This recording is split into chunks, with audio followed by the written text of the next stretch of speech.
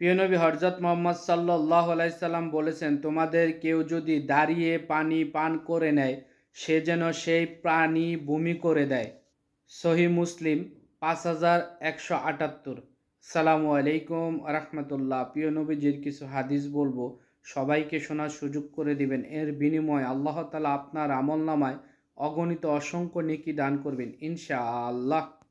রাসূলুল্লাহ সাল্লাল্লাহু আলাইহি সাল্লাম বলেন, যদি কোনো খাবার পড়ে যায় তাহলে তা উঠিয়ে নিয়ে পরিষ্কার করে খাওয়া প্রিয় নবীজির সুন্নত।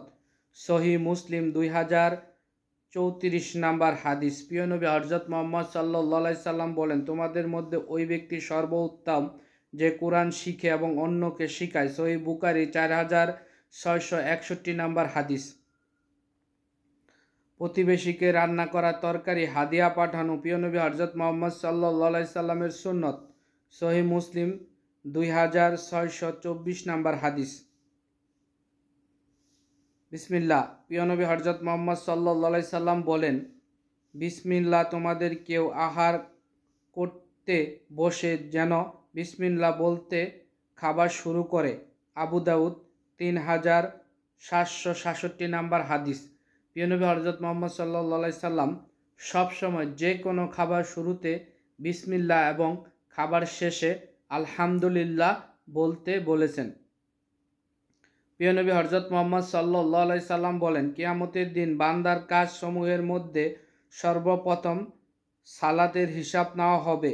সহিহ তিরমিজি 413 নম্বর হাদিস। কিয়ামতের দিন সর্বপ্রথম আগে নামাজের হিসাব নেওয়া হবে। অবশ্যই আমরা সময় মতো 5 ওয়াক্ত নামাজ আদায় করে নিব ইনশাআল্লাহ।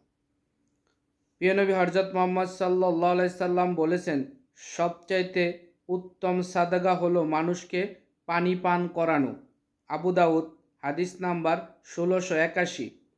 প্রিয় নবী হযরত মুহাম্মদ সাল্লাল্লাহু আলাইহি সাল্লাম বলেন, আমি যা জানি তোমরা যদি জানতে তাহলে খুব কমই হাসতে এবং প্রচুর পরিমাণ কাঁদতে। ইবনে মাজাহা 4191 নাম্বার হাদিস। প্রিয় নবী হযরত মুহাম্মদ সাল্লাল্লাহু আলাইহি সাল্লাম বলেছেন, আমাদের নবী করিম যা জানতো তা যদি আমরা জানতাম তাহলে আমরা খুব বেশি কাঁদতাম এবং অল্প পরিমাণ হাসতাম। আর অবশ্যই হাদিসটি আমাদেরকে আল্লাহ তাআলা বুঝার তৌফিক দান করে দিক, আমিন। রাসূলুল্লাহ সাল্লাল্লাহু আলাইহি সাল্লাম বলেছেন, প্রতিটি মানুষ ভুলকারী, তার মধ্যে উত্তম হলো তওবাকারী।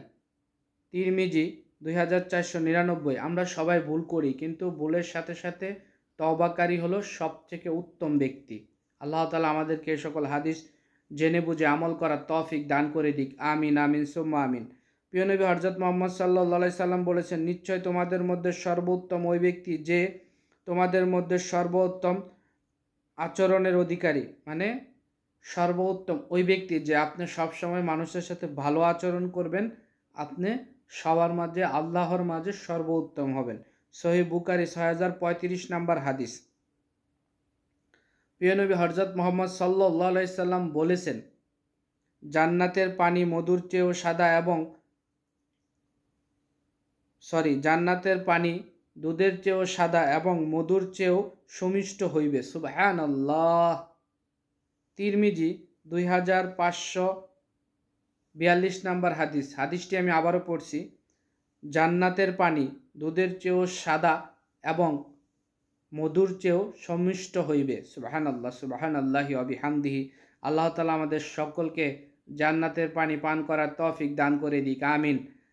ছোট ছোট কিছু প্রিয় নবীজির হাদিস বলেছি, সকলে হাদিসগুলো অনুযায়ী আমল করবেন এবং অন্যকে আমল করার সুযোগ করে দিবেন। এতে আপনার কারণে একটা মানুষও যদি এই হাদিস নিয়ে আমল করে, এর বিনিময় মহান আল্লাহ তাআলা আপনার আমলনামায় অসংখ্য অগণিত নেকি দান করবেন ইনশাআল্লাহ। সবাই ভালো থাকবেন, সুস্থ থাকবেন, নিরাপদে থাকবেন। আসসালামু আলাইকুম ওয়া রাহমাতুল্লাহ।